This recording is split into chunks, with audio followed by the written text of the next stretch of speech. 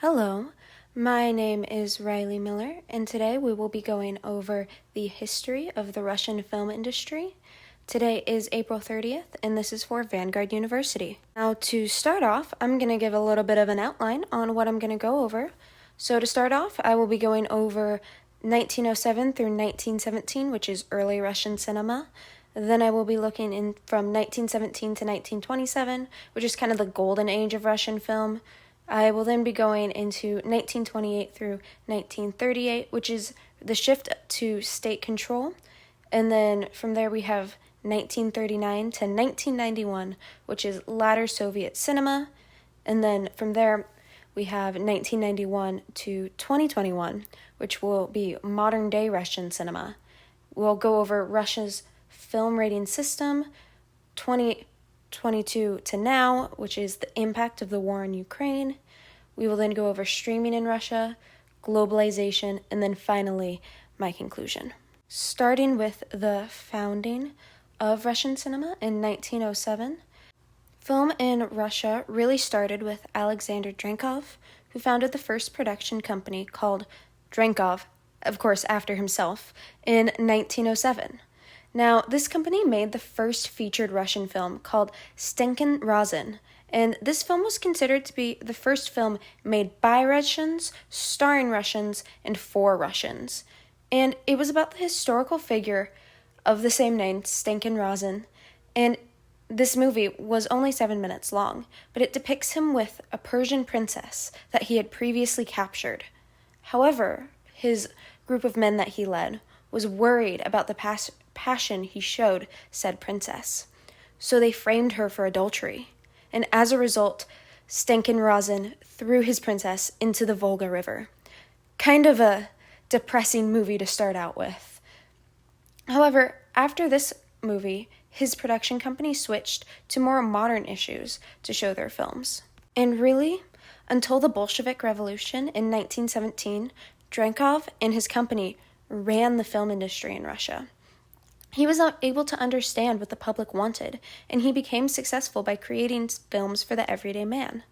By the time the revolution hit, he had made over 85 feature films. He was also able to distribute his films in other countries, starting in 1908 when he visited Hamburg and Paris.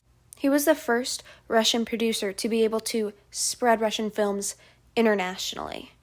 However, sadly, Alexander Drenkov had to flee Russia with the revolution, causing his production studio to disband as well. Even though this early era of film in Russia thrived, they still had certain censors. Under Czarist rule, they were not allowed to promote any bad influences. They were not allowed to disparage religion, especially orthodoxy.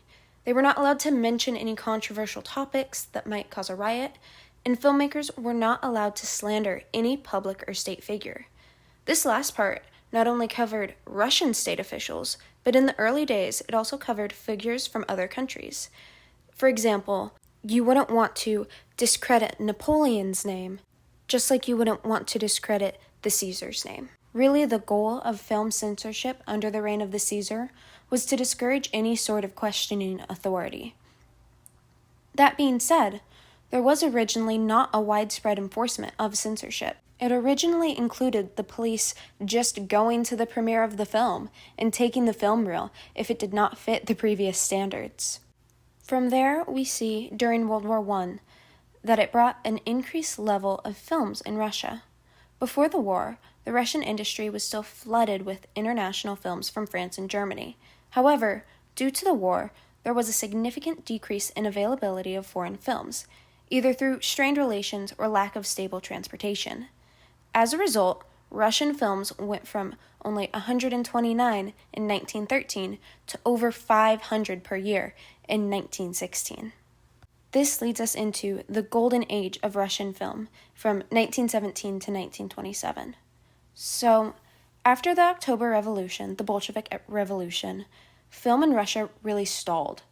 Making films was not a priority to the government or to the people, and many filmmakers from the early cinema era were banished from Russia and forced to find a place in cinema abroad.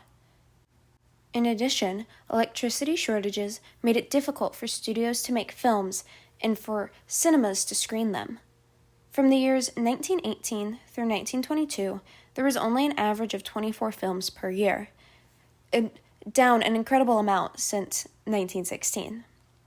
Now, the films from this era, and then from the late 1920s as well, tended to fall in one of three categories.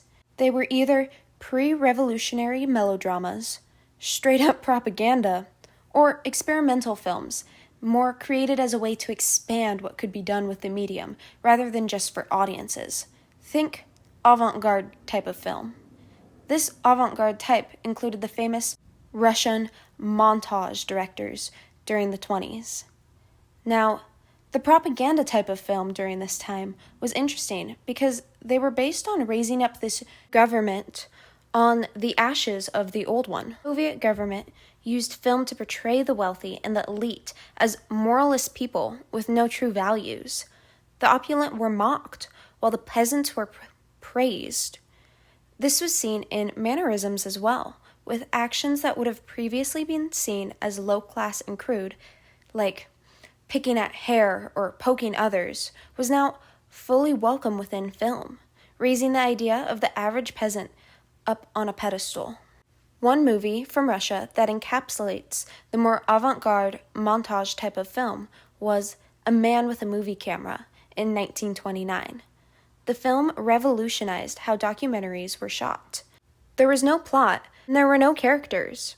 It was more just about everyday life in the Soviet Union. Really, it could even be considered a small propaganda piece. However, the important aspect was the cinematography and the visual and audio innovations that put the film a step above the rest. The director, Zyuga Vertov, was able to use devices like the montage, slow motion, and freeze frames, some of which he invented for this film. He was a pioneer. Sadly, though, this film, which came out in 1929, was one of the last of its time period, because after that, there was a switch in what the Soviet government wanted film to look like. We now shift to 1928 through 1938, which was the shift to state control. Now, cinema in Russia, now the Soviet Union, changed once again as Stalin enacted his first 5-year plan. During this time, the Russian film industry became fully under the control of the state. Prior to this, cinema was mostly a private market. During this time, the montage avant-garde style from before was replaced by the style of social realism, an art style that was based on showing how great life in the Soviet Union was, while still being in a sort of realist style. Again, this replaced this avant-garde type of style of film from the previous decade. Now, Stalin saw film not only as a cultural booster, but as a way to improve industry. His goal was for Soviet cinema to be fully functional by itself and to spread film to the Russian masses. One way this was done was in 1935, the USSR tried to create a rival to Hollywood called Soviet Hollywood, or the Sign City Project. This project had the goal of creating a city that can mass-produce films and fulfill any of Russia's film-based needs. Now, this city came as part of an idea to improve Soviet cinema, which had been lackluster in the past and was now trying to be boosted under state control. However, this project did not end up working out. In addition, though, to trying to make their own Hollywood, by the mid-30s, Stalin stopped allowing foreign film into the country and instead promoted an idea of only Russian film.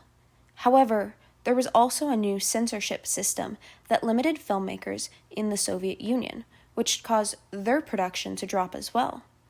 This system was inefficient as it consisted of internal censorship before the film was put into production. This meant that the film industry would censor themselves. Then, after the film was made, the state would come in and review it. If it was not up to government standards, then the crew would be publicly admonished. This created an environment that was unlikely to produce any quality films, and as they weren't importing foreign films, this caused cinema to really drop during this mid-30s era. Next, we are going to go into latter Soviet cinema, and this is from 1939 to 1991. Now, Russian film during World War II and after mostly focused on one of three things.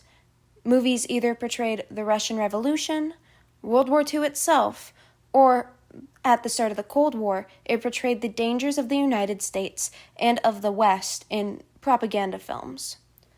Now, the 1950s showed the strongest anti-American sentiments with movies like The Russian Question, which came out in 1948.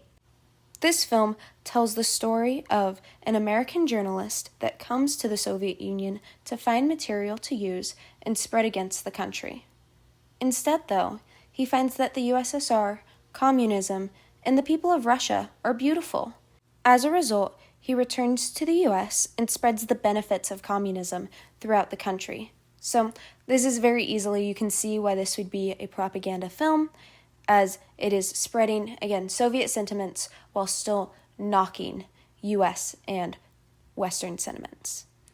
Now, the Cold War resulted in many films of this nature to be made, both by the Soviet Union and the United States.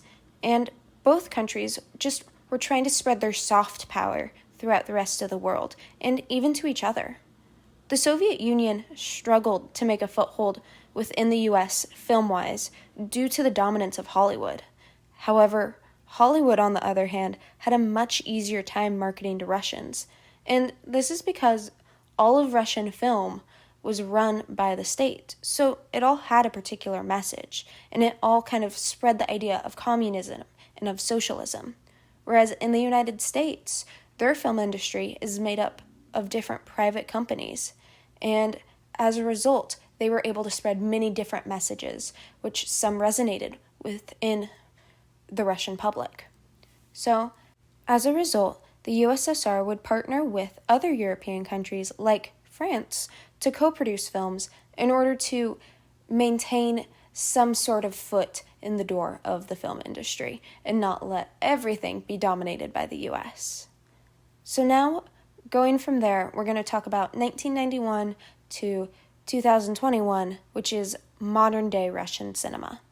And when the USSR first evolved, there was suddenly a large amount of film that was accessible to the Russian population that had really not been previously seen before. These movies were most of the time B-level American films that were taken over to Russia and then pirated there. Due to how often this happened, though, Russia gained this reputation for pirating in the international film world. And so for the next several decades, Russia would have to work off this reputation to prove that they still did not pirate films, which they actually go back to, and we'll get to that in a second. Then, throughout the next few decades, Russia would work to rebuild their reputation in film through participation in film festivals and holding their own through the Moscow International Film Festival. Although it has been around since 1935, the Moscow Film Festival really blossomed in this post-Soviet Union world. And during this time, we see a lot of countries that had not previously been aligned with the Soviet Union or did not practice communism that were now flocking to this Moscow International Film Festival. Going on from there, we will now be covering Russia's film rating system. And it's not too dissimilar to that of other European countries. It follows a basic system of ages, being 0+ is for everyone, kind of like G. 6+ it would be equivalent to the American PG, 12+ being similar to America's PG-13, 16+ is an R-rated equivalency, and then 18+ would be equal to NC-17. And films that fell under the 18+ category were not allowed to be seen by minors at all. And if shown on television, they'd have to be scheduled for 10 p.m. or later. There has recently, though, been a controversy concerning Russia's rating system of international films. In 2018, there was a study done which showed that the percentage of international films that had a higher age limit went up, but the percentage of domestic films stayed the same. This means that the organization that makes the ratings for Russian films has gotten more strict for international films and more lenient on their own. And the goal of this rating difference naturally would probably be to promote Russian films to a younger audience while also discouraging them from seeing certain international films because they would be rated for a higher age demographic. Speaking of controversy, we're now going to look at 2022 through now, which is the impact of the war in Ukraine.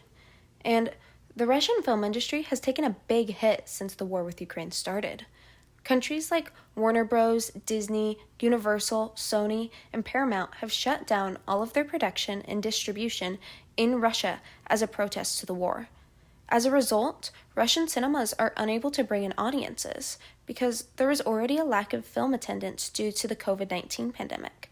So to then take away the draw of foreign films has caused cinemas to either pirate these movies or go out of business. Once again, Russia has gained the reputation of pirating films from this incident.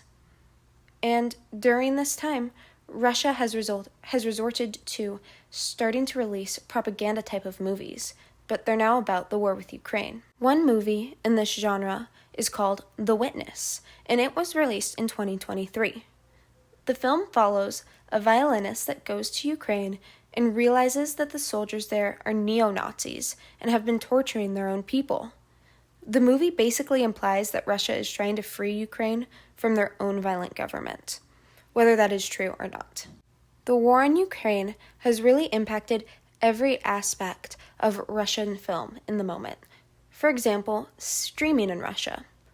The top 5 streaming sites in Russia as of March 2024 start with YouTube, and then Kinopoisk, which kind of sounds like a Russian IMDb, RuTube, which is a Russian streaming service, Animadia, which is an anime streaming site, and IV.ru, a Russian streaming service kind of like an equivalent to Twitch.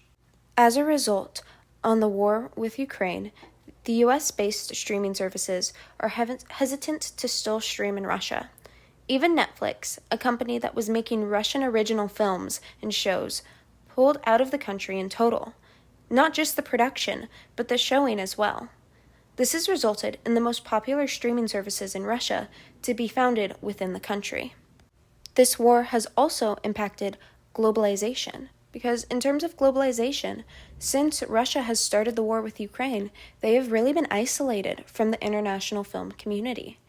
This includes other countries boycotting the Moscow International Film Festival, as well as not letting Russian filmmakers into their own festivals. For Russian filmmakers, they really have 2 options. They can either leave Russia and denounce the war, in turn saving their livelihood, or they can stay in Russia and be cut off from the Western film industries. There's really no good option for them. So now finally, I'm going to go on to my conclusion, which is Russia has had a long, rich history of film. However, for the most part, it has been hindered by its own government. It has been over a century since the world has seen a Russian film industry that is completely separate from its government, and as a result, there is no way to tell what the film industry could have been. In terms of Russia's future with film, they are currently at the precipice of ruin. They are not able to make international connections due to their current isolation as a result of the war with Ukraine, and they will continue to stay that way until the war with Ukraine is over. Sadly, Russian film will not be able to unilaterally support itself. Anyways, thank you so much.